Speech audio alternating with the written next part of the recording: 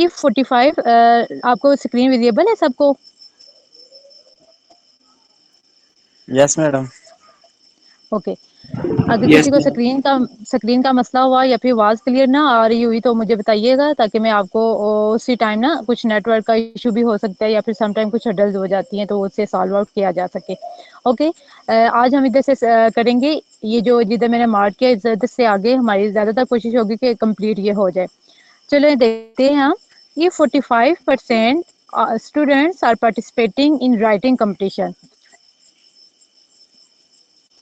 कि अगर 45% जो है वो हमारे पास 45% हमारे पास क्या चीज़ गिवन है, परसेंट, मतलब कि 100 में से हमारे पास कितने परसेंट स्टूडेंट जो हैं वो बॉयज़ हैं, वो हमारे पास 45% जो हैं, एक सेकेंड, वो हमारे पास बॉयज़ हैं 45%। अगर हमारे पास टोटल स्टूडेंट्स में से जो राइटिंग कंपटीशन में पार्टिसिपेट कर रहे हैं वो हमारे पास क्या हैं, बॉयज़ हैं।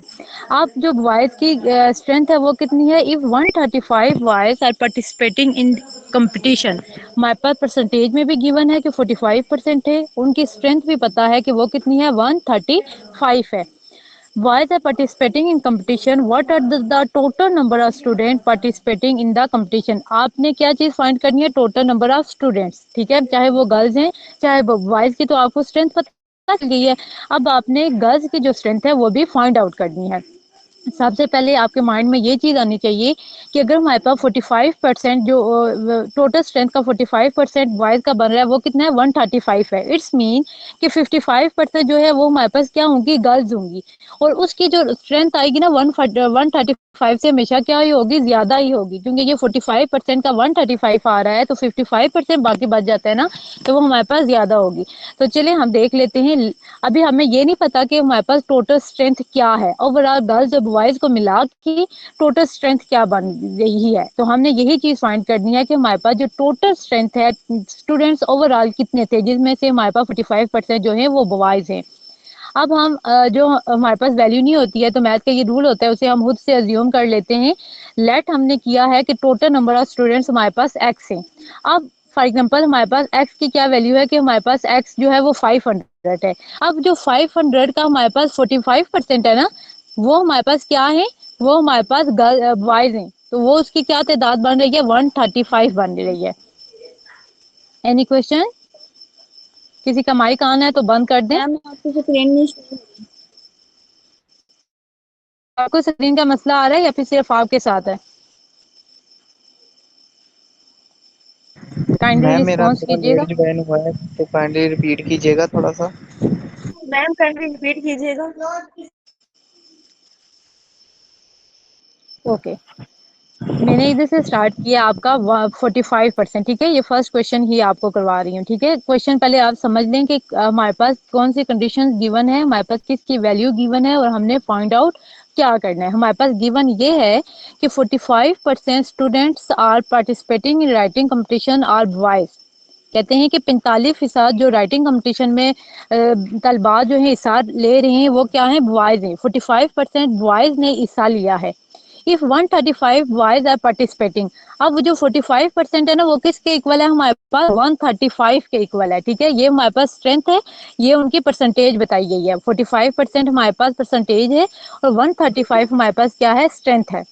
अब what are the total number of students, क्या चीज हमने फाइंड करनी है, टोटल कितने नंबर ऑफ स्टूडेंट्स हैं जो इस कंपटीशन में हमारे पास क्या कर रहे हैं, पार्टिसिपेट कर रहे हैं, चाहे वो गर्ल्स हैं चाहे वो बॉयज हैं।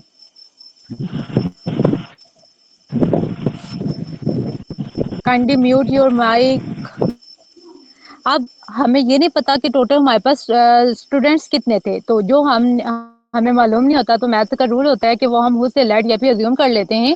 हमने लेट किया है कि टोटल नंबर ऑफ स्टूडेंट्स अगर हमारे पास एक्स हैं, तो जो एक्स का 45% है, मीन्स 45% ऑफ एक्स, वो किसके इक्वल है हमारे पास, उसका जो 45% है वो 135 के इक्वल है। ये लिखा हुआ है वो 135 के इक्वल है। मतलब कि ये जो हमारे पास फर्स्ट लाइन है, 45% ऑफ एक्स हमारे पास क्या क्या आ गया है, वो आ गया है हमारे पास 135। अब आपने क्या करना है, आपको मैंने बताया था अगर परसेंटेज से फ्रैक्शन में जाना है तो हम 100 से क्या करते हैं, डिवाइड करते हैं, और अगर हमने किस फ्रैक्शन से परसेंटेज में आना होता है तो हम 100 से मल्टीप्लाई करते हैं। अब 45 divided by 100 multiply x is equal to 135, ये आ गया। अब आपने क्या करना है, देखें कि ये जो हमारे पास 45 डिवाइडेड बाय 100 है, ये x के साथ क्या हो रहा है, मल्टीप्लाई हो रहा है ना, ये x के साथ मल्टीप्लाई हो रहा है। अब जो 100 है, ये स्टेप मैंने क्या बताया है कि 45% ऑफ एक्स का ये मतलब होता है 45 divided by 100 multiply x is equal to 135। यही चीज मैंने इधर दोबारा लिख दिया ताकि आपके लिए इजी हो जाए कि ये किस तरह इन्होंने लिखा हुआ है। अब आप देखें अस्सलाम कि वालेकुम 40 मैम थोड़ी स्पीड से जी, रहो करें थोड़ी सी। Okay sir. आप देखें कि इधर हमारा है कि 45 जो इसके साथ क्या हो रहा है, मल्टीप्लाई हो रहा है ना, 45 एक्स के साथ मल्टीप्लाई हो रहा है, जो 100 है वो इसके साथ डिवाइड हो रहा है। आपको पता है कि ये मैथ का रूल होता है कि जब भी इक्वल टू की दूसरी साइड पे जाता है तो उसका ऑपोजिट हो रहा है। अगर इक्वल टू की एक साइड पे मल्टीप्लाई हो रहा था तो दूसरी तरफ जाता है तो वो डिवाइड हो जाता है, और अगर एक तरफ डिवाइड हो रहा है तो वो दूसरी तरफ जाता है तो वो मल्टीप्लाई हो जाता है। अब ये वाली चीज है ना हमारे पास, ये आ गया। अब हमने क्या चीज फाइंड करनी थी, हमने ये वाली चीज फाइंड करनी, और जो चीज हमने फाइंड करनी होती है, हमारा सबसे पहला जो मकसद होता है उसे एक साइड पे करना, और जो हमारे पास वैल्यूज हैं वेरिएबल को एक साइड पे कर लो, और जो हमारे पास कांस्टेंट है उसे हमने दूसरी साइड पे लेके जाना होता है। तो अब हमारे पास क्या हो जाएगा, 135। आप देखिए कि 100 डिवाइड हो रहा है ना, तो उधर जाके हमारे पास 100 मल्टीप्लाई हो जाएगा इक्वल टू की दूसरी साइड पे। इसी तरह 45 एक्स के साथ मल्टीप्लाई हो रहा है तो ये इधर जाके क्या हो जाएगा, डिवाइड हो जाएगा। इधर हमारे पास एक्स की वैल्यू आ गई है, X is equal to this one आ गया। अब आपने जो डिवाइड हो रहा है उसे डिवाइड करना है, जो मल्टीप्लाई हो रहा है उसे मल्टीप्लाई करना है। आप कैलकुलेटर पे भी कर सकते हैं, हैंड से भी कर सकते हैं। अगर आप इसे इसी तरह करें तो इस तरह हो जाएगा हमारे पास। सबसे पहले 5 का टेबल ले जाते हैं हम। 9 5 जार 45, 9 20 जार 100। इसी तरह अब ये हमारे पास फर्दर किस तरह कट होगा, 9 1 जार 9, 9 1 जार 9, बाकी कितने बचे हमारे पास, 4 बच गया ना, ये इधर चला गया, 45 हो गया, और 9 5 जार 45। अब ये हमारे पास क्या आ, इधर हमारे पास 15 है, इधर हमारे पास 20 है।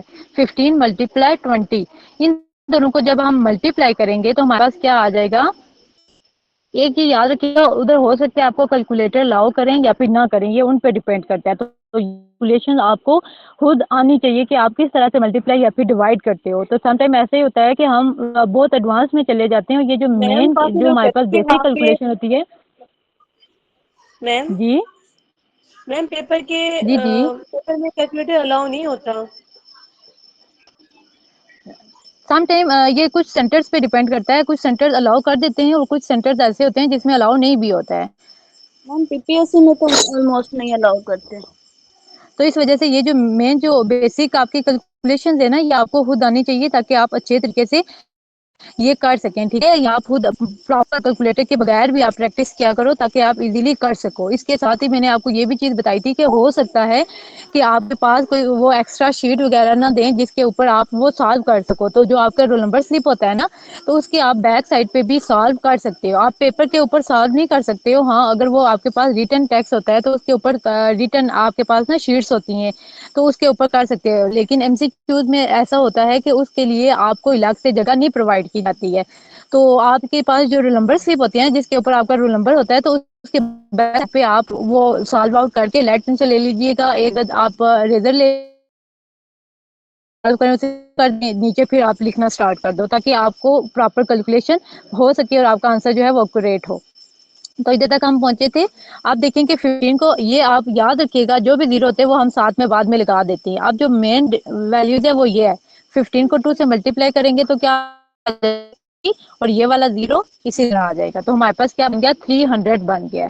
तो ये हमारे पास क्या है, टोटल नंबर ऑफ स्टूडेंट जो कि हमने खुद फाइंड आउट करने थे। Is it clear?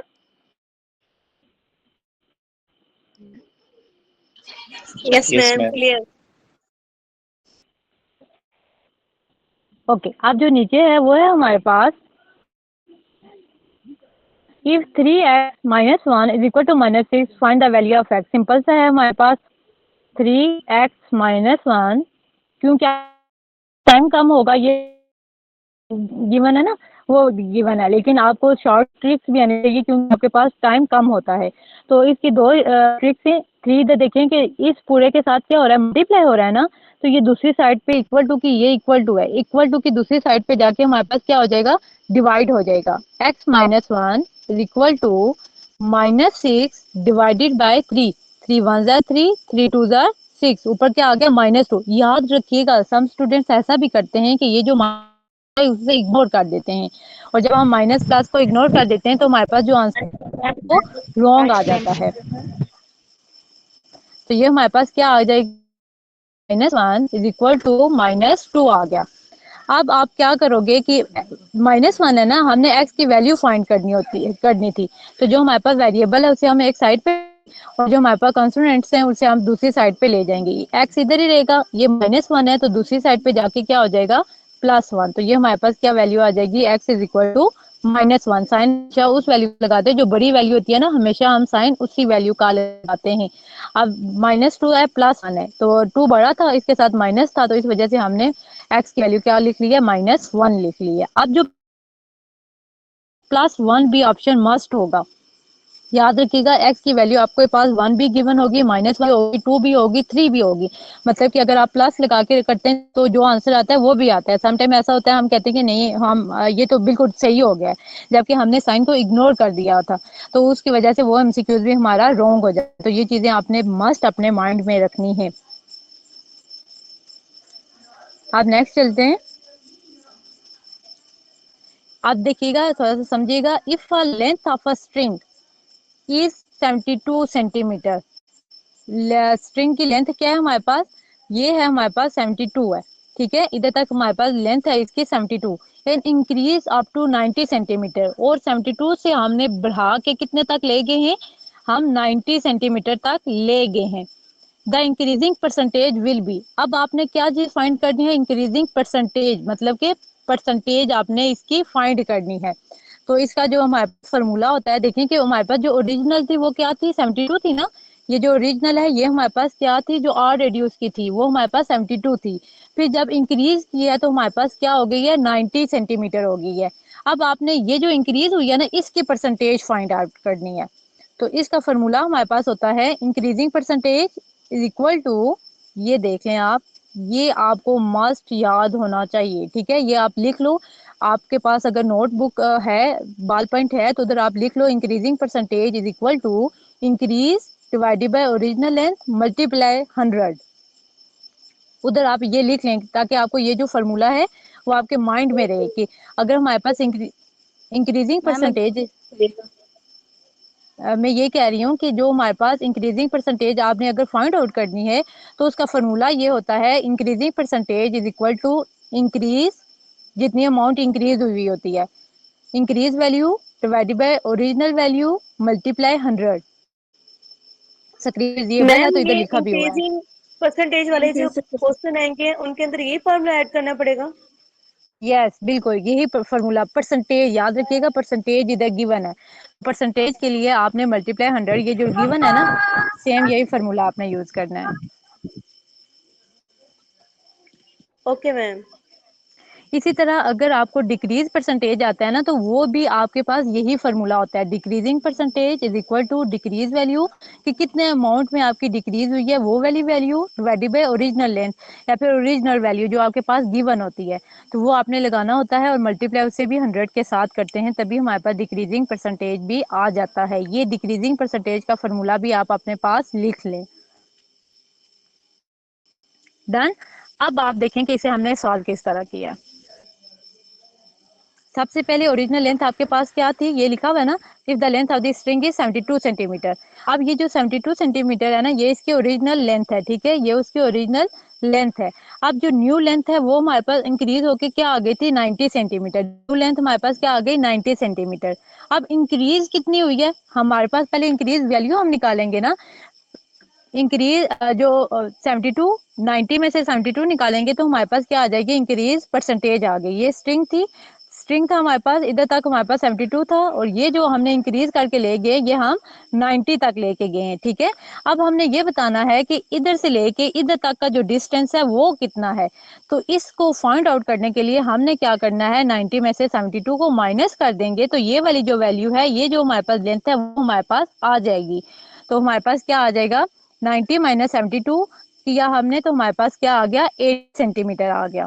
तो ये हमारे पास क्या थी, वैल्यू थी, ये हमारे पास इंक्रीज वैल्यू है। हमने क्या चीज फाइंड करनी है, इंक्रीज परसेंटेज फाइंड करनी है। ठीक है, अब फिर हमने वही इंक्रीज परसेंटेज का फॉर्मूला लगाया है मैम जो अगेन कि, बता दें, 19 में से 75 माइनस हुआ। क्योंकि हमने इंक्रीज परसेंटेज, सबसे पहले हमारे पास ये वैल्यू होगी, गिवन होगी ना कि हमारे पास कितने परसेंट वो इंक्रीज करके गया है। ठीक है, वैल्यू कितनी है उसकी, उसके बाद हम उसकी परसेंटेज फाइंड करते हैं। मैंने आपको इधर ड्रा करके भी बताया था। फॉर एग्जांपल हमारे पास एक स्ट्रिंग है, ठीक है, अब उसकी जो लेंथ है ना इधर तक, वो है 72 सेंटीमीटर। ठीक है, ये उसकी ओरिजिनल लेंथ थी। फिर हमने इस स्ट्रिंग को आगे बढ़ा के इन्हांस करके इधर तक लेके गए हैं। ठीक है, ये 72 थी, अब 72 से हम इंक्रीज करके 90 सेंटीमीटर तक लेके गए। ठीक है, इसकी जो रीडिंग है अब इधर है, ये 90 सेंटीमीटर है। अब इस पूरे की जो हमारे पास लेंथ है वो 90 सेंटीमीटर है, ये हमारे पास ऑलरेडी गिवन थी, ये हम आगे खुद लेके गए हैं। ठीक है, अब आपने बताना है कि इधर से लेके इधर तक जो वैल्यू लेके गए हो, ये कितने सेंटीमीटर आपने इंक्रीज किया है। इज इट क्लियर, ये पूरे स्ट्रेंथ की जो हमारे पास स्ट्रिंग की लेंथ है ना वो 90 सेंटीमीटर आई है, इधर से लेके इधर तक की लेंथ थी जो वो 72 सेंटीमीटर थी। अब ये जो आगे वाला हिस्सा है ना, आपने बताना है इधर से लेके इधर तक कितनी है, तो टोटल 90 है, 90 में से आप 72 माइनस करोगे तो ये जो आपकी इंक्रीज वैल्यू हुई है ना, तो वो उसकी वैल्यू आ जाएगी आपके पास। आपने इंक्रीज वैल्यू फाइंड मैम ये करनी थी कि, डिक्रीजिंग में भी माइनस किया जाएगा? हाँ जी, वो उस चीज पे डिपेंड करता है ना कि टोटल कितनी थी और डिक्रीज किस तरह। वो नीचे आपके पास वो भी जो क्वेश्चन है ना वो भी सॉल्व आउट हुए हुए हैं, शायद कि इस पीडीएफ में या फिर दूसरे में। लेकिन इसी तरह आपके पास अगर ये गिवन है ना, फॉर एग्जांपल आपके पास है 90 सेंटीमीटर ओवरऑल इसकी लेंथ थी। ठीक है, अब 90 में से आपने क्या किया है, डिक्रीज करके ना 72 सेंटीमीटर लेके आ गए हो, तो उसमें भी आपके पास माइनस होगा। तो जो हमारे पास माइनस वैल्यू होगी तो वो हमारे पास आ जाएगी कि आपने कितने परसेंट उसका डिक्रीज किया है। Okay ma'am. ओके, अब इस आपको समझ आ गई है। अब हम इसी फॉर्मूले में पुट करते हैं, इंक्रीजिंग परसेंटेज हमने फाइंड करनी थी। इंक्रीजिंग परसेंटेज हमारे पास क्या थी, हमने खुद फाइंड करनी थी। ठीक है, ये इसी तरह रहेगा। इंक्रीज कितनी हुई है, 80 सेंटीमीटर हुई है, तो फॉर्मूले में इंक्रीज की जगह हमने 18 पुट कर दिया। इसकी ओरिजिनल लेंथ कितनी थी हमारे पास, 72 थी, वो हमने 72 पर पुट कर दिए। और ये जो हमारे पास फॉर्मूले का मल्टीप्लाई 100 था वो हमने इसी तरह से मल्टीप्लाई 100 कर दिया है। अब हमारे पास जब इसे सॉल्व आउट करेंगे तो खुद सॉल्व आउट कर सकते हो ना, इजी है। यस ठीक है, मैम कर। ये आप ना खुद बाद में कर लीजिएगा, तो कट ऑफ करके पहले 2 के टेबल से भी कर सकते हो, 3 के टेबल से भी, ये दोनों कट होते हैं। तो कट ऑफ करके जो आपके पास आंसर आएगा वो 25 परसेंटेज आएगा। क्यों परसेंटेज आएगा, क्योंकि हमने ये परसेंटेज का साइन मस्ट डालिएगा। हो सकता है कि जो आपके ऑप्शन है उसमें एक 25 हो, एक 25% हो, 24 हो, 24% हो, तो आपने ना जिसके साथ प्रॉपर परसेंटेज का साइन होगा ना, तो वो आपने लगाना है कि आपके पास एग्जैक्ट वैल्यू क्या आई है। नेक्स्ट चलें। जी मैम। ओके, आपके पास बॉल पेंट और नोटबुक है ना, उधर मैं एक दो फार्मूले भी बोल रही हूँ, तो वो आप नोट डाउन कीजिएगा लाजमी। ठीक है, उधर आप लिखें a माइनस बी का होल स्क्वायर।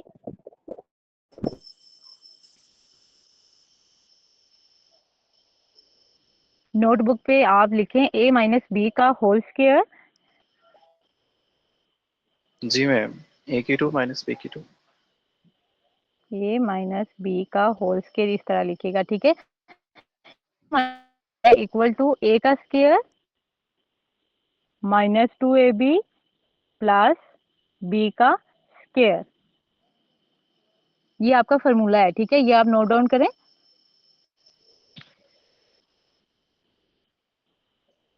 जी मैम, कर लिया। इसी तरह आप एक और फॉर्मूला लिखें, a प्लस बी का होल, बीच में ना प्लस डाल दें, और इक्वल टू a का square plus 2ab plus b का square.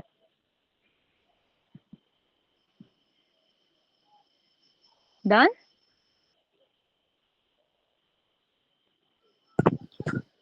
Clear. Ma'am A okay, plus B का ये होल आपके square is equal to A का स्क्वायर प्लस बी का square plus 2ab, right? Yes जी जी, ये मैंने इधर लिखा भी हुआ है, देख लीजिएगा जी अगर जी, कहीं ओके। कोई कंफ्यूजन है सुनने में तो। ठीक है, अब देखें जो हमारे पास गिवन है, simplify the expression to solve the equation 5p minus 6q का whole square plus 5p plus 6q का होल स्क्वायर। ठीक है, अब ये जो फॉर्मूला है ना, इसमें इस टाइम a किसके इक्वल है, 5p के, और b किसके इक्वल है, 6q के। Is it clear? ये जो फॉर्मूला है ना, अब जिधर a है ना उसकी जगह आप 5p लगाएंगे, और जिधर b है उसकी जगह आप क्या लगाएंगे, 6q लगाएंगे। a माइनस बी का होल स्क्वायर, ये हमारे पास a है, ये हमारे पास b है, ये इसका होल स्क्वायर है। ठीक है, 5p माइनस 6q का होल स्क्वायर, इट्स मीन ये जो है 5p माइनस 6q का whole square means a minus b का होल स्क्वायर, यस मैम। और 5p प्लस 6q का square means a plus ma'am b का होल स्क्वायर। डियर, मैंने आपको अभी दो फार्मूले बताए हैं, a प्लस बी का होल स्क्वायर और a माइनस बी का होल स्क्वायर। ठीक है, अब आपने वो फार्मूले खुद याद करने हैं। अब जो a माइनस बी का होल स्क्वायर है ना, देखो कि इधर भी हमारे पास क्या हो रहा है, a 5p minus 5p plus 6q का होल स्क्वायर। ठीक है, इसे देखते ही आपके माइंड में ये आना चाहिए कि इसे आप किस तरह सॉल्व कर सकते हो, कि बीच में अगर दो वैल्यूज के दरमियान में माइनस आता है, उसका होल स्क्वायर है, तो उसका आपके फौरन से माइंड में आना चाहिए कि हाँ, हमने एक फॉर्मूला पढ़ा था, अगर दो वैल्यूज के दरमियान में माइनस है और उनका होल स्क्वायर आ रहा है, तो हमने उसकी जगह क्या फॉर्मूला लगाना है, a माइनस बी का होल स्क्वायर, और जो हमारे पास बीच में अगर प्लस आ रहा है तो उसकी जगह हम लिखेंगे a प्लस बी का whole square. Is it clear? Yes ma'am. Ma'am ji clear. Ma'am. Okay, अब आप क्या करेंगे, इसको सॉल्व आउट करेंगे। ठीक है, आपने क्या लिखा था, पहले आप एक चीज को लो, उससे सॉल्व कर लो, फिर आप दूसरी चीज को लो, उससे सॉल्व आउट कर लो, और फिर आप दोनों को क्या करेंगे, ऐड कर देंगे। ये एडिशन का साइन है ना दरमियान में, तो आपने उनको दोनों को क्या कर देना है, फिर आपने जमा कर देना है। आप देखें कि हमारे पास स्टार्टिंग में क्या है, एक सेकेंड, हमारे पास ये है ना, पहले हम इस चीज को लेते हैं। हमारे पास 5p माइनस 6q का होल स्क्वायर, हमने इसकी जगह क्या लिखना था, a square minus 2ab plus b का स्क्वायर। ठीक है, अब a की जगह आप क्या लिखोगे, 5p लिखोगे ना, a स्क्वायर मीन्स 5p का होल स्क्वायर, जो कि हमारे पास किसके इक्वल आ जाएगा, 5 5 जार 25, और ये p का स्क्वायर, ये हमारे पास आ गया 25p का स्क्वायर, जो कि हमारे पास a स्क्वायर की वैल्यू थी, क्या आ गई है, 25p का स्क्वायर। इसी तरह हम अब सॉल्व करेंगे माइनस 2ab। ठीक है, तो हमारे पास माइनस 2ab जो है, -2 लिखेंगे, और a की जगह हम क्या वैल्यू लगाएंगे, 5p, और b की जगह क्या वैल्यू लगाएंगे, 6q, 5 2 जार 10, 10 6 जार 60, 60pq हमारे पास आ जाएगा, -60pq आपके पास वैल्यू आ जाएगी, किसकी आ जाएगी, -2ab की। फॉर्मूले में नेक्स्ट हमारे पास -2ab था ना, तो वो हमने जब सॉल्व किया तो वो हमारे पास आ गया -60pq। नेक्स्ट हमारे पास है प्लस b का स्क्वायर, फॉर्मूले की बात कर रही हूँ। ठीक है, अब जो b है वो हमारे पास इस टाइम क्या है, 6q है ना, तो हम क्या यस लिखेंगे, मैम। 6q का होल स्क्वायर, तो वो हमारे पास क्या हो जाएगा, 6 का स्क्वायर q का स्क्वायर, 6 6 दा 36, और ये q का स्क्वायर। इट्स मीन इधर प्लस था तो प्लस 36q का square. Is it clear? Yes ma'am. Okay, अब ये जो हमारे पास वैल्यू आ गई है, आपको पता है कि फॉर्मूले में सिर्फ हमारे पास क्या था, -2ab और +2ab था, इसके अलावा हमारे पास कोई भी वैल्यू चेंज नहीं थी। a की वैल्यू भी सेम है, b की वैल्यू भी सेम है। ये हर एक केस में नहीं होगा, हो सकता है कि इधर हमारे पास किसी और केस में अगर ये a है तो इधर हमारे पास ये इसकी वैल्यू चेंज हो। ठीक है ना। ये तो इस केस में ऐसा आया है कि ये a माइनस बी का होल स्क्वायर और a प्लस बी का होल स्क्वायर की जो वैल्यूज हैं वो सेम आ गई हैं। तो ये हमारे पास जरूरी नहीं होता, इधर हमारे पास 4p भी आ सकता था, इधर हमारे पास 7q भी आ सकता था। ठीक है, तो ये आप माइंड में रखिएगा, तब हमारे पास दोनों का फॉर्मूला अलग होगा। लेकिन आपको पता है कि इस टाइम पे हमारे पास जस्ट एक चीज चेंज होगी, साइन। जो हमारे पास a प्लस बी का होल स्क्वायर है वो किसके इक्वल आ जाएगा, अभी हमने ये वैल्यू ली है। ठीक है, पहले हमने ये वैल्यू फाइंड आउट की है, अब हम इसकी वैल्यू लिखेंगे, वो हमारे पास आ जाएगा जस्ट इधर हमारे पास प्लस आ जाता है, तो वो हमारे पास प्लस 60pq प्लस 36q का स्क्वायर आ गया।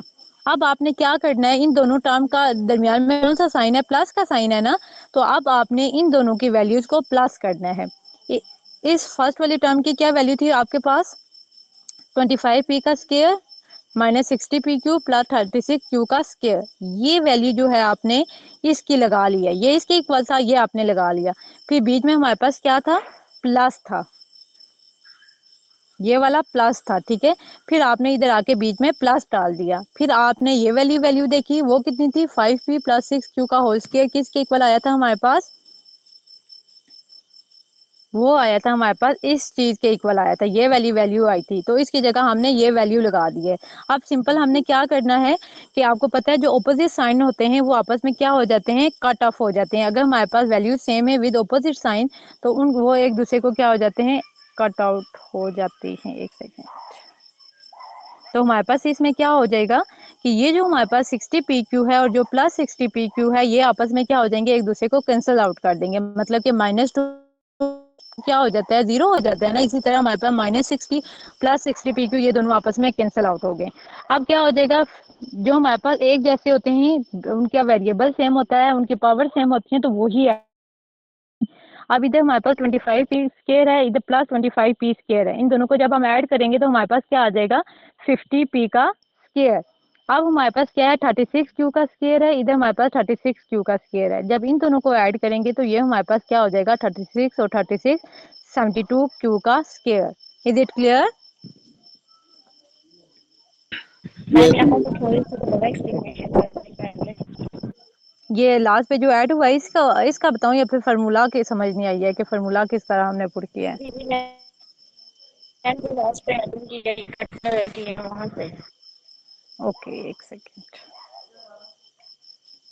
मैंने आपको ये बताया है कि हमने आप इनकी वैल्यूज लिखनी है। ठीक है, 5p माइनस 6q का होल स्क्वायर किसके इक्वल है, 5p माइनस 6q का होल स्क्वायर इक्वल है इसके। 5p माइनस 6q की जगह आपने की क्या क्या वैल्यू लिख ली है, ये वाली पूरी वैल्यू लिखनी है। ठीक है, वो आपने इधर तक वही वैल्यू लिख ली, ये वाली जो वैल्यू थी। बीच में कौन सा साइन था, ये वाला प्लस का साइन था, आपने इधर क्या लगा लिया, प्लस लगा लिया। फिर 5p प्लस 6q का होल स्क्वायर की जो वैल्यू आपके पास आई थी वो आपने लगानी है। ये वाली जो थी ये किसके इक्वल आ गई थी आपके पास, ये वैल्यू 5p प्लस 6q का स्क्वायर इसके इक्वल था ना, तो आपने वाली वैल्यू लगा दी है। इधर तक समझ आ गई है ये किस तरह से वैल्यू पुट की है आपने। जी मैम। अब आप नेक्स्ट देखें कि हमारे पास मैंने जो आपको स्टेप बताया है ये बताया है, अगर हमारे पास कोई सेम वैल्यूज होते हैं विद ऑपोजिट साइन तो वो एक दूसरे में से अगर प्लस माइनस होते हैं, एक के साथ प्लस है दूसरे के साथ माइनस है, तो वो एक कैंसल आउट हो जाते हैं। ठीक है, जिस तरह मैंने आपको एग्जांपल दिया, सिंपल सी एग्जांपल है कि +2 -2, तो वो हमारे पास क्या हो जाते हैं, कैंसल आउट होकर 0 आंसर आ जाता है ना। दो थे, दो में से दो माइनस किए तो हमारे पास क्या आ जाएगा, 0 आ जाएगा। इसी तरह अगर हमारे पास वेरिएबल भी सेम है, उनके कॉन्स्टेंट भी हमारे पास जो है कॉन्स्टेंट है वो भी सेम है, तो वो हमारे पास एक दूसरे की इफेक्ट्स को कैंसिल आउट कर देते हैं। अब +60 में से -60 निकालेंगे तो क्या आ जाएगा, 0 आ जाएगा ना, कैंसिल आउट हो जाएंगे। इट्स मीन ये टर्म कैंसिल हो गई है, ये भी टर्म खत्म हो गया है हमारे पास। ठीक है, अब हम नेक्स्ट चलते हैं। इधर है 25p का स्क्वायर, इधर है 36q का स्क्वायर, मतलब कि इन दोनों के वेरिएबल क्या है, डिफरेंट है, ये दोनों एक दूसरे में ऐड नहीं हो सकते। फिर हम थर्ड टर्म पे जाते हैं, इधर है हमारे पास 25p का स्क्वायर। अब देखो p का स्क्वायर है, ये भी p का स्क्वायर है। जब हमारे पास वेरिएबल सेम होते हैं इट्स मीन उनकी पावर सेम है, इट्स मीन कि वो एक दूसरे में ऐड या फिर सब्ट्रैक्ट किए जा सकते हैं। 25p स्क्वायर के साथ भी हमारे पास, इस 25p स्क्वायर के साथ भी क्या है, प्लस है। इन दोनों को आपने जमा करना है, जब आप सम करोगे तो आपके पास क्या आ जाएगा, 25 और 25 50p का स्क्वायर आ गया आपके पास। Is it clear. यानी मैम जो माइनस वाले हैं वो कट होंगे। हाँ जी, प्लस और माइनस, अगर एक के साथ प्लस है दूसरे के साथ माइनस है तभी वो कट आउट होंगे। बेटा जी इधर देखो ना, ये हमारे पास क्या है, -60Q है और ये क्या है, +60PQ है। मतलब कि प्लस में से आपने ये चीज माइनस करनी है, 60 में से 60 को आपने माइनस करना है, तो क्या आंसर आएगा? Okay ma'am. तो इस तरह से ये हमारे पास कैंसल आउट हुए हैं। अब नेक्स्ट चलते हैं, space between two parallel lines. Parallel lines कौन सी होती हैं? ये पैरेलल लाइन है, ये आमने सामने की जो लाइंस होती है ना, इन्हें कहते हैं पैरेलल लाइंस। तो इनकी जो स्पेस होती है वो हमेशा हमारे पास क्या होती है, सेम होती है, ठीक है, वो हमारे पास चेंज नहीं होती। जो भी पैरेलल लाइंस होती हैं एक दूसरे के साथ किसी भी पॉइंट पे जाके वो कट नहीं होती हैं, उनके दरमियान का जो डिस्टेंस होता है ना वो हमेशा हमारे पास क्या रहता है, सेम ही रहता है। नेक्स्ट है, इसे आपने सॉल्व करना है, ये सिंपल सा क्वेश्चन है, होप सो कि आप खुद ही कर लोगे।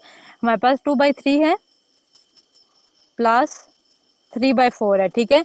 पहले जो हमारे पास अगर इसमें है ना बाई की फॉर्म में होते हैं, डेसिमल में होते हैं, तो आप क्या करते हो कि इन दोनों का अपने एलसीएम, जो डिनोमिनेटर होता है ना, उन दोनों का अपने एलसीएम लेना होता है। 3 और 4 का जब एलसीएम लोगे तो वो आपके पास 12 आ जाएगा। 3 का टेबल 12 पे कितने टाइम जाता है, 4 टाइम, 4 3 12, ऊपर 4 मल्टीप्लाई जो इसका हमारे पास नोमिनेटर होता है उसके साथ मल्टीप्लाई करते हैं। बीच में कौन सा साइन है, प्लस का, प्लस लगाया। अब 4 का टेबल 12 पे कितने टाइम जाएगा, 3 के टाइम जाएगा, और इस 3 को आपने इस 3 के साथ मल्टीप्लाई कर देना है। 4 2 जार क्या आ जाएगा आपके पास, 4 2 jar 8 plus 3 3 jar 9 divided by ये वाला 12, 8 और 8 16 और 1 17, आपके पास क्या आ गया, 17 divided by 2। Any question? Ma'am 17 divided by 12 नहीं आएगा 2 की जगह? क्या 17 डिवाइडेड बाई क्या नहीं आएगा?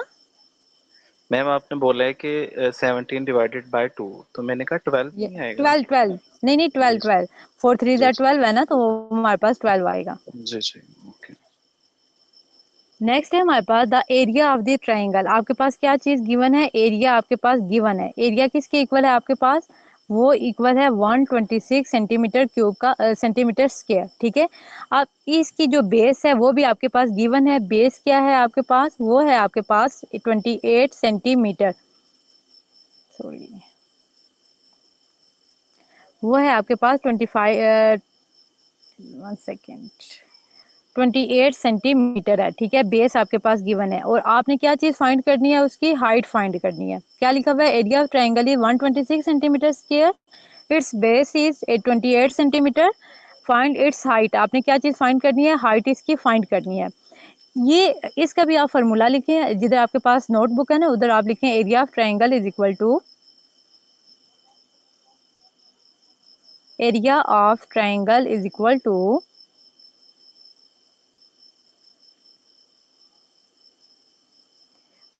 1 जी over ma'am. 2 into base multiply height. ये जो फॉर्मूला नहीं लिखा हुआ ये आप लिख लो, उधर आप नोट डाउन कर लो, ताकि जो भी फॉर्मूले इधर यूज हुए हैं वो आपके पास सेव होते रहें। और लास्ट पे अगर आपको मैं थोड़ा सा कोशिश करूंगी प्रैक्टिस के क्वेश्चन दे दूं, ताकि आपका ये क्लियर हो कि जो चीज़ें आपने सीखी हैं वो आपको किस हद तक समझ आई हैं या फिर नहीं आई हैं। तो ये आपने फार्मूला अपने पास नोट डाउन कर लिया सबने। आप सिंपल आपने क्या करना है, इसकी जगह आपने वैल्यूज पुट करनी है, ठीक है। एरिया ऑफ ट्राइंगल, एरिया आपके पास गिवन था वो था 126 सेंटीमीटर स्क्वायर, तो ये जो एरिया है ना इसकी जगह आपने क्या लिख लिया, 126 सेंटीमीटर स्क्वायर, 126 लिख लिया। फिर आपके पास इक्वल, ये इक्वल का साइन था, आपने इक्वल टू डाल लिया। 1/2 था, 1/2 डाल लिया। फिर मल्टीप्लाई था, ये मल्टीप्लाई डाल दिया। उसके बाद बेस थी, बेस की वैल्यू आपके पास गिवन थी, वो कितनी है, बेस इज 28 सेंटीमीटर, तो बेस की जगह 28 लिख लिया, बीच में मल्टीप्लाई ऐसे ही। और हाइट की जगह आपको हाइट फाइंड आउट करनी है। अब सिंपली इसमें क्या होगा, अब इसमें क्या हुआ हमारे पास, 1/2 मल्टीप्लाई 28 है ना, 2 1 जार 2, 2 14 जार 28, 14 1 जार 14, इस पूरे की जगह हम क्या लिख सकते हैं, 14 लिख सकते हैं। तो ये हमने क्या लिख लिया, 14 लिख लिया, बीच में ये मल्टीप्लाई और फिर हमने हाइट लिख ली, और ये 126 ऐसे ही। अब देखो कि हमने हाइट फाइंड कर दिया, मतलब कि हाइट को मैम हमने एक, 14 को explain करें मैम। जी 14 कैसे आया, हाँ जी मैम, ये पता नहीं चल रहा। ओके डियर, ये है 1/2 मल्टीप्लाई 28, ठीक है। 2 1s are 2, 2 14s are 28, 14 1 इस तरह आया हमारे पास। आइए समझ या नहीं आई? यस मैम, आ गई है। ओके, अब हाइट हमने फाइंड करनी थी, 14 हाइट के साथ मल्टीप्लाई हो रहा था, हाइट को हमने फाइंड आउट करना है, तो इस वजह साइड पे रखेंगे और 14 तक मल्टीप्लाई हो रहा है तो दूसरी साइड पे जाके क्या हो जाएगा हमारे पास, डिवाइड हो जाएगा। ये जो है 14 इसके साथ तो डिवाइड आप खुद कर लीजिएगा। 15 को 9 से मल्टीप्लाई करेंगे तो वो 126 ही होता है। डन? Yes ma'am. ओके, अब नेक्स्ट जो है हमारे पास वो क्या है, द ट्रक कवर 640 किलोमीटर। अब 640 किलोमीटर है, इसका मतलब है ये क्या है हमारे पास डिस्टेंस है ना, कि इतने किलोमीटर वो डिस्टेंस कवर कर रहा है। तो ये हमारे पास क्या है, डिस्टेंस है। किसका डिस्टेंस है? ट्रक का, कि जो ट्रक कवर कर रहा है। इतना डिस्टेंस टाइम में कर रहा है, 10 हावर्स में कर रहा है। तो ये हमारे पास क्या आ गया, टाइम आ गया। And a car cover the same distance, और जो कार है वो भी यही डिस्टेंस कर रही है। मतलब कि ये जो डिस्टेंस है ना, ये कार के लिए भी ये भी है और हमारे पास ट्रक के लिए भी है। ये कार के लिए भी है और ट्रक के लिए भी है। इन 8 हावर्स, लेकिन कार का जो हमारे पास टाइम ड्यूरेशन है ना, वो क्या है, वो 8 हावर्स है। अब आपने रेशियो फाइंड करनी है, किसकी ratio? Speed of the truck to car. आप देखिएगा अक्सर स्टूडेंट इसमें भी मिस्टेक करते हैं। वो क्या करते हैं, 10:8, 8 और 10 का रेशियो, जो हमारे पास टाइम है उसका रेशियो निकाल लेते हैं। आपने ये चीज देखनी है कि इधर क्या चीज गिवन है। अगर आपके पास डिस्टेंस का रेशियो है तो आपने ये वाला डिस्टेंस, और जो नीचे अगर कोई और डिस्टेंस है तो उसका डिस्टेंस का आपने रेशियो निकालना है। अगर आपको टाइम है तो टाइम का रेशियो निकालना है। अगर आपको स्पीड है तो पहले आपने स्पीड फाइंड आउट करनी है दोनों की अलग अलग, और फिर आपने उन दोनों का रेशियो। और ये भी चीज याद रखिएगा कि फर्स्ट पे कौन सी चीज आपकी मेंशन है। अब आप अगर इधर देखेंगे स्टेटमेंट में तो आपके पास क्या लिखा हुआ है, truck to car. It's mean कि पहले आप ट्रक लिखोगे, उसके बाद आपने कार की रेशियो निकालनी है। मतलब कि ट्रक रेशियो कार, इस तरह आपने फाइंड आउट करना है। Is it clear? स्टेटमेंट समझ आ गई है?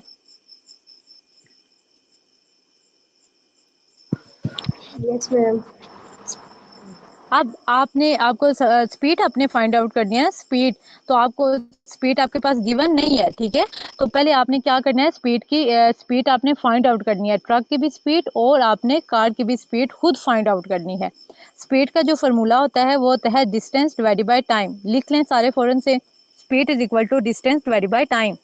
ये फॉर्मूले आपके पास सेव होते जाएंगे।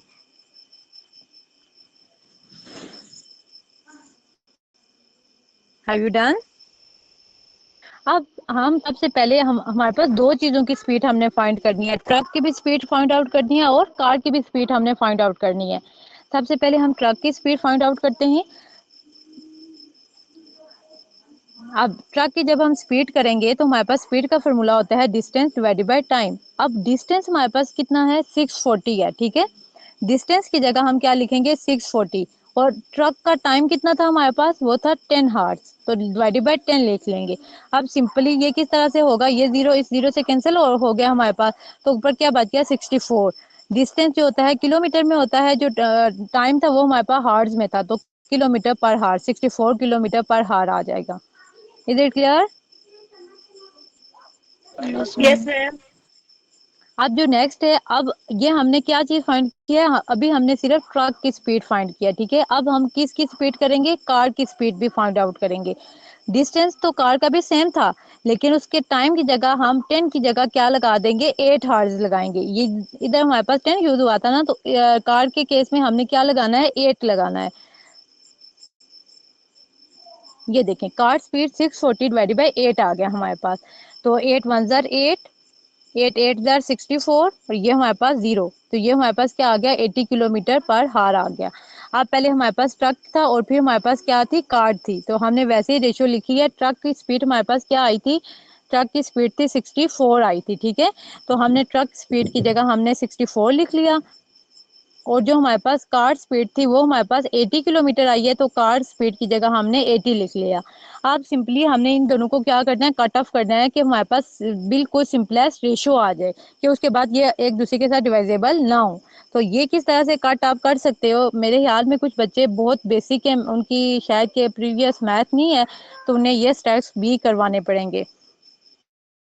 64 रेशो 80 है हमारे पास, ठीक है।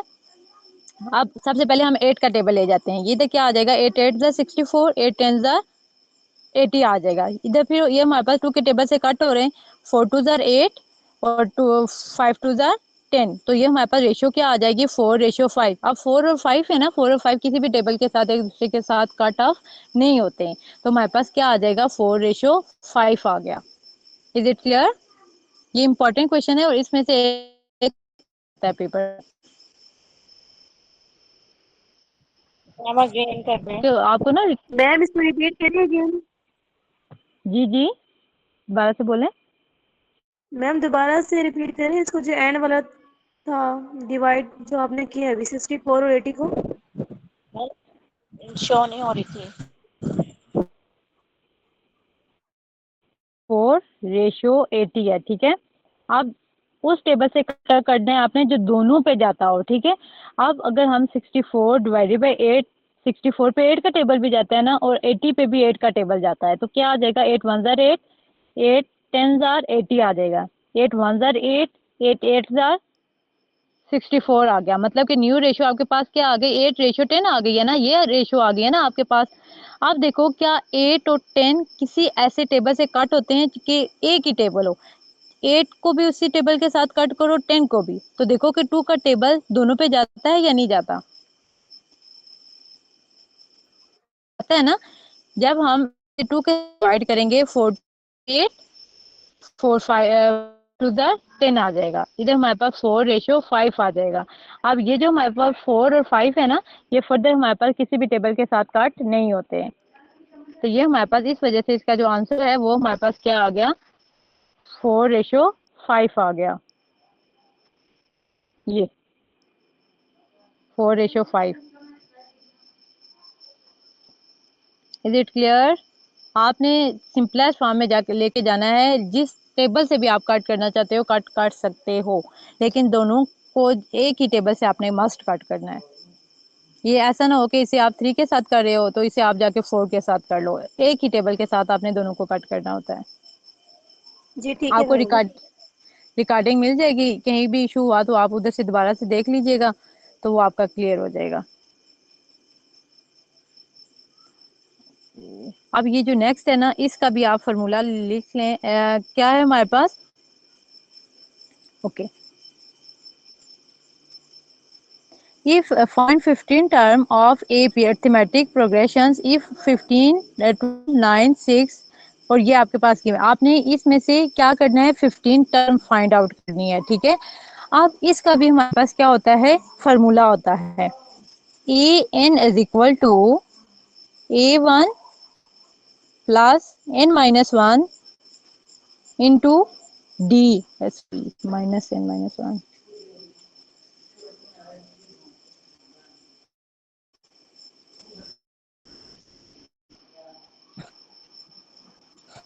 एक सेकेंड, क्या मैम मैम आपकी फिर आवाज आगे क्लियर नहीं रिपीट आ करें? रही।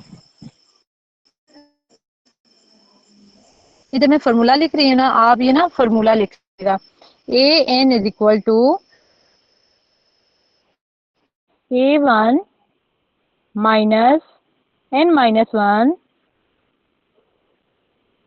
n-1 मल्टीप्लाई डी, ठीक है। A N is equal to A1 minus n-1 multiply D. अस्सलाम वालेकुम मैम। मैम प्लस होता है फॉर्मूले में, A1 plus.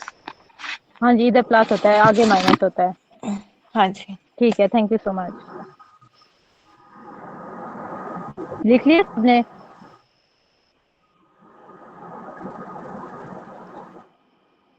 Yes ma'am. Yes तो मैम अब लिखिए। आपको ना, ठीक है। अब आपके पास फर्स्ट टर्म तो है, आपने कौन सी टर्म फाइंड करनी है, 15 टर्म फाइंड करनी है, जो कि आपके पास गिवन नहीं है। ठीक है, अब इसको फाइंड आउट करने के लिए आपको ये फार्मूला आना मस्ट होता है। ठीक है, अब ये जो n होता है ना, ये आपके पास नंबर ऑफ टर्म होती है जो आपने फाइंड आउट करनी होती है। आपने कौन सी टर्म फाइंड करनी है, 15 करनी है ना। इसका मतलब है n की जगह आपने क्या यूज करना है, n आपके पास किसके है, 15 के इक्वल है। इस क्वेश्चन में n किसके इक्वल होगा, 15 के इक्वल होगा। n का मतलब है a15, मतलब कि 15 term is equal to a1 का मतलब होता है फर्स्ट टर्म। तो आप देखें कि इस क्वेश्चन में फर्स्ट टर्म कौन सी है, 12 है ना, जो आपके पास पहली वैल्यू है वो 12 है ना। तो a1 की जगह आप क्या चीज पुट करोगे, 12 पुट करोगे। ठीक है, प्लस n-1, n मतलब कि 15 माइनस 1 करोगे तो क्या आ जाएगा आपके पास, 14 आ जाएगा। ठीक है, इधर आपके पास 14 आ गया, मल्टीप्लाई डी। अब डी आपको, डी क्या होता है, हमारे पास डिफरेंस होता है। ठीक है, जो नंबर ऑफ टर्म्स के दरमियान में हमारे पास डिफरेंस होता है उसे कहते हैं डी। अब ये देखो 12 और 9 के दरमियान में क्या डिफरेंस आएगा, ये हमारे पास क्या आ जाता है, 3 का डिफरेंस आ जाता है, -3 का डिफरेंस आ जाता है। तो आप डी की जगह क्या चीज पुट कर दोगे, -3। आप 14 -3 करोगे तो आपके पास क्या आंसर आ जाएगा, 42। 14 को 3 से मल्टीप्लाई करोगे तो आपके पास क्या आंसर आ जाएगा, 42 -42 आ जाएगा आपके पास। ये देखो, ये आगे सॉल्व हुआ है। ए 12 किधर से आया, a1 है। ठीक है, फर्स्ट टर्म है आपके पास 12, तो मैम ये ये आपने वाला 12 क्वेश्चन लिखा। समझ नहीं आ रहा। बेटा जी ये जो, मैम ये जो आपने फार्मूला बताया इसमें A1 माइनस ही है, प्लस नहीं है। नहीं नहीं माइनस प्लस है ये ना, इसमें प्लस ही होता है। ये फार्मूला लिख लिया आपने, इधर से आगे से मैं फिर बताती हूँ। ये फार्मूला लिख लिया ना आपने। अब जी आपने लिख सिर्फ लिया। एक, यस इसमें मैम एक चीज याद रखिएगा, जो एन होता है ना, ये आपके पास नंबर ऑफ टर्म होती है। इधर लिखते हैं, ये आपके पास कि आपने फाइंड आउट कौन सी टर्म करनी है। इधर देखो कि आपने 15 टर्म करनी है ना, एन हमारे पास लास्ट टर्म होती है। ठीक है, कि वो कौन सी आपने करनी है, तो आपने 15 टर्म करनी थी, तो एन की जगह आपने 15 पुट करना है। जिधर जिधर एन है ना उधर आप 15 लिखते जाओ। ए इसी तरह लिखो, एन की जगह आप क्या लिखो, 15 लिखो, ये जो है। ठीक है, इसकी जगह 15 is equal to a1। a1 का मतलब होता है फर्स्ट टर्म, a1 का मतलब होता है फर्स्ट टर्म। ठीक है, अब इस क्वेश्चन में अगर आप देखोगे तो फर्स्ट टर्म आपकी क्या है, ये क्वेश्चन है आपके पास 12 है ना, तो a1 की जगह आप क्या लिख लोगे, 12 लिख लोगे।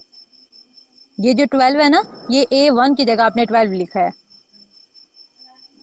Is it clear. Yes ma'am. अब फिर क्या है हमारे पास, 12 आपने इसी तरह लिख लिया, बीच में हमारे पास क्या है, प्लस। आप प्लस लिखो n-1। n क्या था हमारे पास, 15 था ना, 15 में से एक माइनस करेंगे तो क्या आ जाएगा, 14। ऐसा ही है। फिर हमारे पास क्या है, ये हमने n-1 की जगह आपने 14 लिख लिया, a1 की जगह आपने 12 लिख लिया, फिर मल्टीप्लाई डी। अब डी क्या है, डी हमारे पास डिफरेंस होता है between the number of terms के। एक टर्म्स के, फॉर एग्जांपल 12 और 9 है ना, तो इनके दरमियान में कितना डिस्टेंस आएगा, कितना डिफरेंस आएगा, 9 माइनस 12 करोगे तो आपके पास कॉमन डिफरेंस आ जाता है। फिर 9 और 6 के दरमियान में कितना डिफरेंस है, 3 का है। 9 और 12 के दरमियान में कितना है, आपके पास 3 का है। मतलब कि ये जो नंबर ऑफ टर्म्स हैं इनके दरमियान में आपके पास इक्वल डिफरेंस चला जाता रहेगा। इसके दरमियान, इन दोनों के दरमियान में भी 3 का है, नेक्स्ट के दरमियान में भी 3 का है। इट्स मीन कि ये हमारे पास जो सीक्वेंस है ये फॉर 15 टर्म भी फॉलो होगा। तो हमारे पास कॉमन डिफरेंस आ गया -3। -3 किस तरह हमारे पास आया है कि 9 माइनस 12 करेंगे तो हमारे पास क्या आ जाएगा, ये है ना 12 और 9 और 6 है ना। पहले हम 9 और 12 के दरमियान का डिफरेंस हम देखते हैं कि इसके दरमियान में डिफरेंस कितने का आ रहा है। 9 माइनस 12 करेंगे, 9 और 12 के दरमियान में जो कॉमन डिफरेंस है वो हमारे पास आ जाएगा -3। ठीक है, इसी तरह फिर हम 6 और 9 के दरमियान में, ये आगे वाली जो टर्म्स है 9 और 6 है ना, तो हम 9 और 6, एक सेकेंड, मैम ये जरूरी है कि 9 माइनस 12 करना है, 12 माइनस 9 कर दें तो नहीं पॉजिटिव नहीं आ नहीं नहीं जाएगा नहीं 3। नहीं नहीं, हमने ना जो प्रीवियस होती है ना उसमें से जो हमारे पास होती है ना उस वो चीज माइनस करनी होती है। इन दोनों के दरमियान में जब डिफरेंस हमने फाइंड करना है तो इसका मतलब है कि हमने 9 माइनस 12 करना है। जी ठीक है। आप 6 और 9 में से निकालेंगे तो वो भी हमारे पास क्या आ जाएगा, -3 आ जाएगा। इट्स मीन कि यही जो पैटर्न है वो हमारे पास आगे भी फॉलो होता जाएगा। तो जो हमारे पास डिस्टेंस आ रहा है, डिफरेंस आ रहा है इन दोनों इन सारी टर्म्स के दरमियान में, वो हमारे पास कितना आ रहा है, -3 का आ रहा है। अब सिंपली आपने वही मल्टीप्लाई करना है, 14 मल्टीप्लाई -3, 14 को -3 से मल्टीप्लाई करोगे तो वो आपके पास आ जाएगा -42। नेगेटिव साइन को आपने इग्नोर नहीं करना, प्लस माइनस माइनस होता है, ये चीज याद रखिएगा। ये आप लिख लो बेशक, अगर आप में से ना मेरे ख्याल में कुछ की बेसिक भी क्लियर नहीं है तो वो लिख लें, plus minus minus minus minus multiply, ऊपर लिखे मल्टीप्लाई और नीचे लिखे plus minus minus equal to minus लिख लें। Minus minus is equal to plus, minus plus is equal to minus, plus plus is equal to plus. कि जब हमारे पास प्लस और माइनस मल्टीप्लाई होते हैं क्या आंसर आता है, प्लस और प्लस होते हैं क्या आता है, प्लस और माइनस और प्लस होते हैं तो क्या आंसर आता है। तो ये चीजें आपकी क्लियर होनी चाहिए। ये फार्मूला आपने लिखा है, नोट डाउन किया है? Yes ma'am. ओके, अब नेक्स्ट चलते हैं, एक दो क्वेश्चंस और करते हैं और उसके बाद फिर आपकी क्लास इंशाल्लाह ताला ऑफ हो जाएगी। इश्यू तो नहीं है ना किसी को कोई? क्योंकि हमने थोड़ा लेट स्टार्ट किया था ना, तो हमने पूरा एक हार एटलीस्ट मस्ट देना है, ठीक है? नो अब मैम, ये है, कंटिन्यू। अब ये है हमारे पास, ये हमारे पास स्क्वायर रूट है, ठीक है? ये भी स्क्वायर रूट है और ये हमारे पास क्यूब रूट है इसका। रैशनल और मैम मेरा आपको क्वेश्चन है कि अगर ये डिस्टेंस डिफरेंट हो तो फिर उसको हम किस तरह सॉल्व आउट करेंगे? अगर क्या हो, डिस्टेंस जो हो वो डिफरेंट हो, जैसे 12 और 9 में तो 3 का डिस्टेंस आ रहा है, तो अगर अगली टर्म में ज्यादा डिफरेंस हो तो फिर क्या करते हैं? इसका भी हमारे पास फार्मूला होता है, ठीक है? अभी हम फर्स्ट और सेकंड, वो भी हमारे पास कोई पैटर्न फॉलो हो रहा है। अगर हमारे पास फर्स्ट के दरमियान 9 और 12 के दरमियान में अगर फॉर एग्जाम्पल 6 का आ रहा है ना, नेक्स्ट के दरमियान में हमारे पास आ रहा है 8 का आ रहा है, उससे नेक्स्ट एक और टर्म भी दी हुई होगी उसके दरमियान में 10 का आ रहा है, तो हमने उसी हिसाब से ना नेक्स्ट टर्म में भी चलते जाना है और फिर उधर से फाइंड आउट करना है कि उसमें कितना आएगा हमारे पास, मतलब कि +2 ऐड करते जाना है हमने। मतलब कि उधर भी हमारे पास कोई ना कोई सीक्वेंस हमारे पास मस्ट फॉलो होता होगा। जी मैम, फिर हम जो मैम डी की जगह के डालें, बहुत फिर ही अगर क्वेश्चन डिफरेंस 2 करवाना का हो। आएगा तो फिर 2 लिखेंगे या इस तरह से? अगर जी जो डिस्टेंस है वो हमारे पास डिफरेंट हो, जिस तरह आपने जी जी, एग्जाम्पल 6, 8, 10, तो इनमें तो 2 का डिफरेंस आ रहा है, ये हमारे तो फिर पास हम हमेशा डिस्टेंस। आप एक क्वेश्चन है, अगर हम आप कह रहे हो तो अभी हम इस पे आ जाते हैं। ये इसी तरह का मैंने और क्वेश्चन भी डाला हुआ है, ये देखिए आप। If third term of A P is equal to 8 and six term is 17, find the eight term. अभी जस्ट हमें उसकी वैल्यू गिवन है, हमें ये नहीं पता कि उसके दरमियान में डिफरेंस कितना है, ठीक है? डिफरेंस कितना है तो वो डिफरेंस जो है वो हमने खुद फाइंड आउट किया हुआ है। ये नजर आ रहा है आपको? ये आप आगे जाके करोगे इस तरह के भी क्वेश्चंस।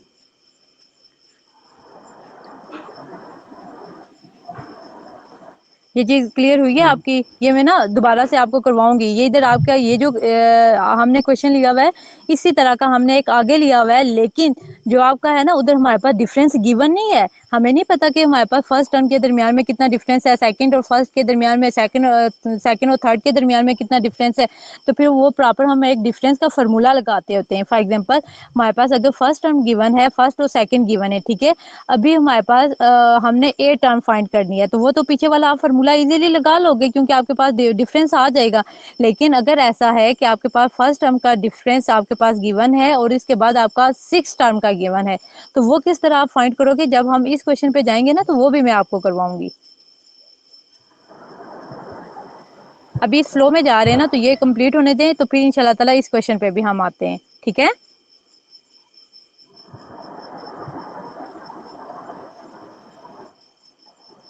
आप देखें जिस तरह हमारे पास ये है, आपको पता होना चाहिए रैशनल और इरेशनल क्या होता है। रैशनल वो होता है जिसमें हमारे पास आंसर जो है वो हमारे पास स्केयर फॉर्म में ना आए, वेरिएबल हो सकता है लेकिन स्केयर ना हो। इरेशनल वो होते हैं जिसमें हमारे पास स्केयर में आंसर आता है और उसके साथ वेरिएबल भी मौजूद होता है, ठीक है? तो उसे हम इरेशनल कहते हैं। अब इसे अगर हम सॉल्व आउट करते हैं, ये जो हमारे पास वैल्यू गिवन है, ठीक है? ये वैल्यू आपके पास गिवन है 16 है, 16 आ जाएगा ऐसे ही, plus square root of 16। Square root of 16 किसके इक्वल आ जाता है? 4 के इक्वल आता है ना, 14 4 4 16 हो जाता है।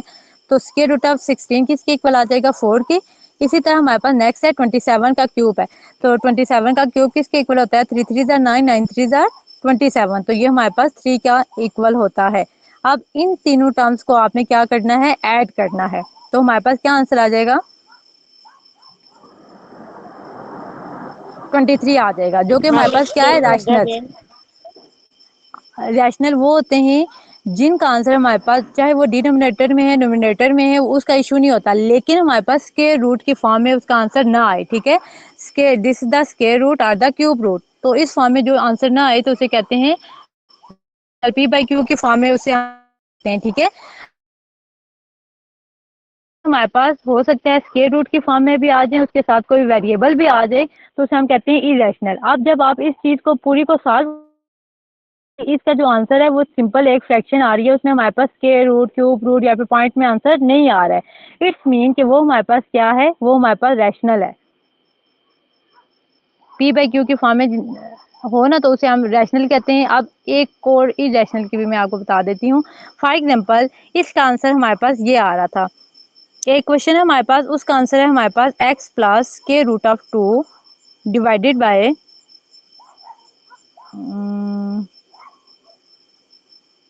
अब देखो, ये जो अगर इस फॉर्म में हमारे पास है ना, इट्स मीन कि ये हमारे पास क्या है? इरेशनल है। ठीक है, ये हमारे पास, इसे हमने रैशनलाइज करना है। ये जो हमारे पास डिनोमिनेटर में स्क्वायर रूट में आ गया है ना, तो इसे हमने खत्म करना है और फिर हमारे पास प्रॉपर रैशनलाइज करके फिर इसे हमने सॉल्व आउट करना है। ये हमने पीछे क्वेश्चंस किए थे, जिधर हमने जो हमारे पास था ना, नीचे वाली वैल्यू डिनोमिनेटर था, उसे हमने रैशनलाइज करके इरेशनल फ्रैक्शनल थी, तो उसे हमने रैशनल में किया था। तो जिधर हमारे पास स्क्वायर रूट की फॉर्म में आ जाता है, जब स्क्वायर, टॉपिक समझाया था। तो उस इसलिए हमारे पास ये क्या है, जब इसे हम सॉल्व आउट करेंगे तो हमारे पास जो आंसर है एक प्रॉपर डेसिमल है, तो उसे हम इस वजह से कह रहे हैं कि ये हमारे पास रैशनल है। इस तरह जो नेक्स्ट है वो भी इजी सा है। हमारे पास क्या है? 216 का क्यूब रूट है। ठीक है, अब 216 को आप लिख सकते हो 6 मल्टीप्लाई 6 मल्टीप्लाई 6। ठीक है, 6 6 36, 36 6 हमारे पास 216 हो जाता है। तो ये हमारे पास क्या आ जाएगा? 6 का क्यूब इंटू क्यूब, ये वाला 3 इससे कैंसिल हो जाएगा, तो आंसर आपका क्या आ जाएगा? 6 आ जाएगा।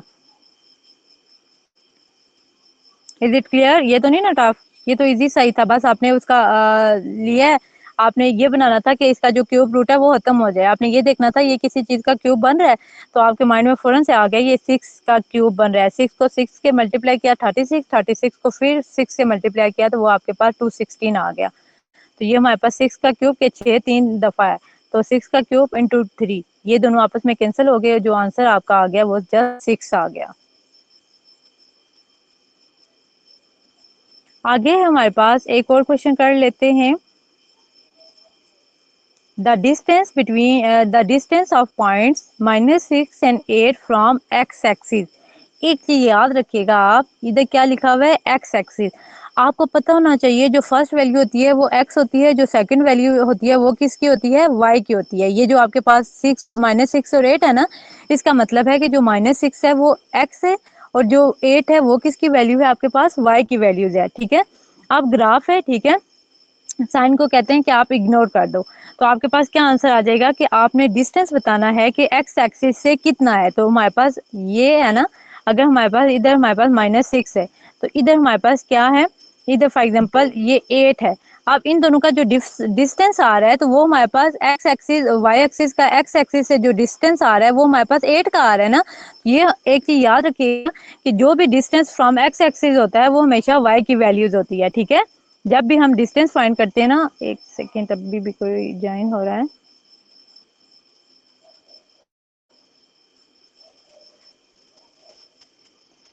तो वो हमारे पास वैल्यू आती है। ठीक है, जो एक्स वाई की वैल्यू होती है वो हमारे पास डिस्टेंस होता है एक्स एक्सिस से उसका। तो जो इसमें हमारे पास जो वाई था वो ये था। इसी तरह अगर हमारे पास वाई एक्सिस का हमने डिस्टेंस फाइंड आउट करना है, तो वो हमारे पास एक्स की वैल्यू होगी। ठीक है, अब लास्ट क्वेश्चन है वो हम करते हैं, उसके बाद हम वाइंड अप करते हैं। इधर तक कंप्लीट कर लेते हैं, 2 क्वेश्चन और कर लेते हैं।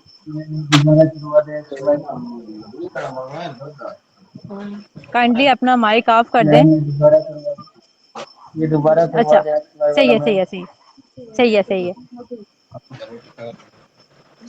ये चीज याद रखिएगा कि ये जो हमारे पास गिवन है ना, ये वैल्यू ये जो फर्स्ट वैल्यू होती है ना, ये हमारे पास एक्स होती है, ठीक है। और ये जो हमारे पास दूसरी वैल्यू होती है, ये हमारे पास वाई होती है, ठीक है। ये समझ आ गई आपको? ये x है, ये y है। जब आप x का डिस्टेंस फाइंड करते हो ना, तो वो हमेशा y होता है, ठीक है। अगर आपसे ये कहा गया है कि x का जो हमारे पास दूसरा पॉइंट है, उसका x से कितना डिस्टेंस है, ठीक है, तो वो हमेशा हमारे पास y की वैल्यूज आती है। वो y होता है कि वो जो हमें बताता है कि ये x से इतने % दूर है, उसके उन दोनों के दरमियान में डिस्टेंस इतना है। इसी तरह अगर आपको ये कहा गया इधर फ्रॉम x एक्सिस कहा गया है, ठीक है, वो इधर फ्रॉम y एक्सिस कहा गया है, तो वो हमेशा x की वैल्यू होगी। जो डिस्टेंस होता है, अगर इधर x है तो इधर हमारे पास y की वैल्यू आती है, और अगर इधर हमारे पास y है तो इधर हमेशा हमारे पास क्या आती है, x की वैल्यू। जो आगे गिवन होता है उसके जो दूसरा होता है ना पेयर, तो वो हमारे पास आता है हमेशा।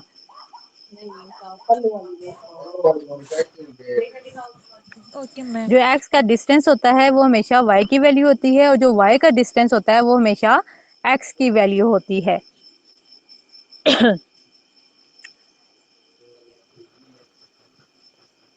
अच्छा, अब नेक्स्ट है, ये चीज समझिएगा, ये क्वेश्चन पहले समझ लें आप।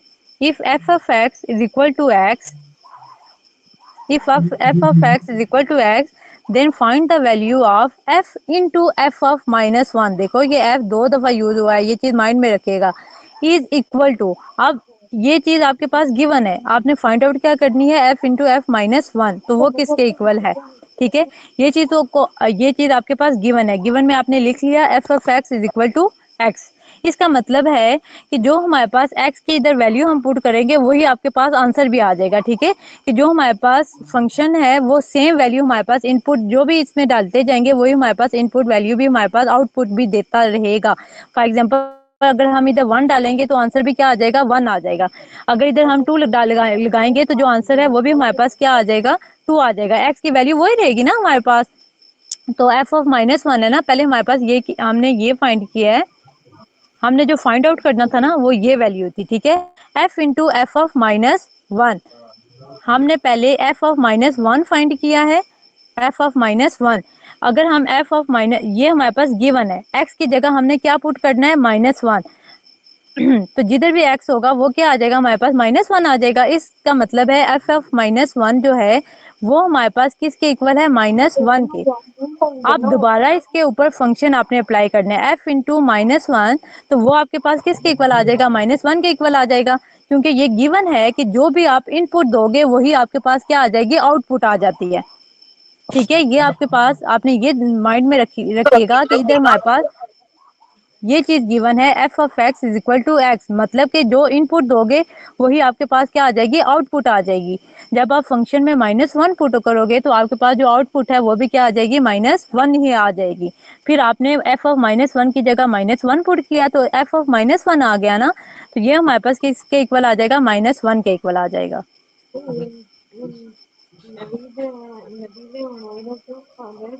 काइंडली माइक म्यूट कर दें अपना। नेक्स्ट आपके पास है, आपने जी मैम ये वाला क्वेश्चन फिर से बता दें। बेटा आपने ये चीज याद रखनी है कि आपके पास इनपुट में क्या वैल्यू गिवन है और आपने फाइंड आउट क्या करनी है। ये आपके पास गिवन है, ये आपने फाइंड आउट करना है, ठीक है। f ऑफ -1, अब आपको पता है कि जो भी आप x की वैल्यू पुट करोगे, जो भी इनपुट दोगे वही आपके पास आउटपुट आएगी, क्योंकि आपके पास ये चीज गिवन है, ठीक है। f of x is equal to x, ठीक है। अब जब आप x की जगह कोई भी वैल्यू पुट करोगे वही आ जाएगी ना। जब हम लिखेंगे put x is equal to 2, तो f of 2 is equal to क्या आ जाएगा, 2 आ जाएगा आपके पास, ठीक है। अब आपके पास ये जो चीज गिवन है, ठीक है, इसकी तरफ आते हैं। इसमें बीच में क्या है हमारे पास, f ऑफ -1, मतलब कि जब आप इस वैल्यू में x की जगह -1 पुट करोगे तो आउटपुट आपके पास क्या आ जाएगी, -1 आ जाएगी ना। ये जो है आपके पास ये जो अंदर Yes, ma'am. अंदर वाला हिस्सा हमने फाइंड किया है। तो फिर इसके ऊपर दोबारा आपने क्या करना है, फंक्शन अप्लाई करना है, ठीक है। F into F of -1। F of -1 की वैल्यू आपके पास गिवन है ना, एफ ऑफ -1 की वैल्यू ये आपके पास गिवन है, तो इसकी जगह आपने क्या लिख लिया, -1 लिख लिया, तो एफ ऑफ -1 आ गया। और एफ ऑफ -1 किसके इक्वल है, वो -1 के इक्वल है। तो अगेन आपने एफ ऑफ -1 को किसके इक्वल कर दिया, -1 के इक्वल कर दिया। यानी मैम हम जो भी नंबर डालेंगे वही आंसर आएगा। ये आपके पास गिवन था, इस वजह से, जस्ट इस वजह से कि आपके पास ये चीज गिवन थी। ये देखो जिसके ऊपर मैं सर्कल कर रही हूँ, उधर गिवन था कि F of X is equal to X, के एक्स की जगह जो भी वैल्यू आप पुट करोगे ना, वही आपके पास इधर रिजल्ट पे फंक्शन में जो भी वैल्यू पुट करोगे वही आपकी आउटपुट भी आ जाएगी। एंड लेट्स सपोज मैम अगर x की जगह कोई और वो आ जाए ना मेथड डिजिट, तो फिर वो हमें इस तरह मल्टीप्लिकेशन करके तो हमारे साथ आउटपुट आए। हाँ, उसमें पहले हम एफ ऑफ -1 फाइंड आउट करेंगे, जो भी उसकी वैल्यू आएगी फिर उसके ऊपर फंक्शन हम अप्लाई करेंगे। Okay ma'am. अब जो नेक्स्ट है वो है हमारे पास find the circumference if radius is 8। तो हमने सर्कमफेरेंस का फॉर्मूला आपको आना चाहिए। सर्कमफेरेंस होता है हमारे पास सर्कल का 2πr, ठीक है। पाई की जो वैल्यू होती है वो कांस्टेंट होती है, वो वैल्यू होती है हमारे पास 3.14। 3 मल्टीप्लाई 3.14, 3.14 वैल्यू आपके पास गिवन है, वो कितनी है, 8 है। अब इन तीनों टर्म्स को आप मल्टीप्लाई करोगे तो आपके पास जो है वो सर्कमफेरेंस की वैल्यू आ जाएगी। Is it clear?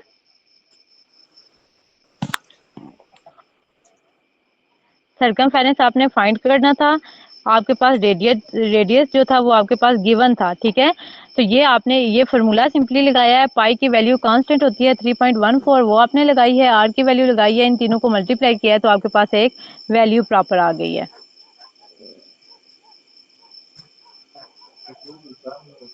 किसी का कोई क्वेश्चन है? No ma'am. No, ma'am. Thank you so also much. चलें अब देखते हैं। प्रीवियस क्वेश्चन में जी जी, कैपिटल एफ है और स्मॉल एफ है, क्या ये दोनों इक्वल है? इधर इक्वल ही है ये ना, इन्होंने इक्वल ही है। आप देखो ये नीचे जो लिखा हुआ है, ये आपको नीचे शो हो रहा है, ब्लर हो रहा है थोड़ा सा, ये ये आपको वैल्यू गिवन है। तो ये देखो कि इन्होंने नीचे जो सॉल्व आउट किया हुआ है ना, ये उसी के हिसाब से किया हुआ है, स्मॉल के हिसाब से ही, ये हमारे पास स्मॉल ही है, इसके ऊपर इन्होंने दोबारा से फंक्शन अप्लाई किया हुआ है, ठीक है। जी मैम ठीक है। और किसी का कोई question? No, ma'am. Okay. Okay ठीक है, अल्लाह हाफिज़। फीडबैक जरूर दीजिएगा ग्रुप में, और अगर अभी भी किसी को कोई कंफ्यूजन है तो वो पूछ सकता है। और इसकी practice excuse me ma'am. Thank you so much जी, मैम। अल्लाह हाफिज़। मैम आपने वो इंक्रीज वाली मतलब इंक्रीज वाला जो क्वेश्चन था उसका फार्मूला बताया है ना कि अगर हम इंक्रीज करेंगे तो उसमें प्लस आ रहा था, वो मल्टीप्लाई, लेकिन वो माइनस वाला फार्मूला काइंडली आप बता सकते हैं? डिक्रीज कौन सा वाला, माइनस सॉरी, वाला? जो नहीं, उसमें इंक्रीज। यही होता है। नहीं, ये देखे ना, उसमें हमने माइनस ही किया था, हमने ऐड नहीं किया था। अब देखो कि स्ट्रिंग वाला आप कह रही है ना। जी जी, लेकिन वो इंक्रीज वाला था ना, डिक्रीज वाला फार्मूला बेशक, सेम इसी तरह होगा। जी बिल्कुल इसी तरह होगा आपका। कौन सा क्वेश्चन था, ये था। उसमें हमारे पास क्या हमारे पास आपकी डिक्रीज वैल्यू आ जाएगी ना, कि पहले 70 थी तो अब न्यू वैल्यू क्या आ गई है आपके पास। तो आपने क्या करना है कि 90, पहले आपकी 90 थी फॉर एग्जांपल, वो हमारे पास जो ओरिजिनल वैल्यू थी उसकी 90 है, ठीक है। अब जो डिक्रीज करने के बाद वैल्यू आई है वो आपकी क्या आ गई है, 72 आ गई है। अब ये बताएं कि डिक्रीज वैल्यू क्या आई है, तो 90 में से 72 को माइनस करेंगे तभी हमारे पास डिक्रीज वैल्यू भी आएगी, अगर उसमें हमारे पास 90 गिवन है तो।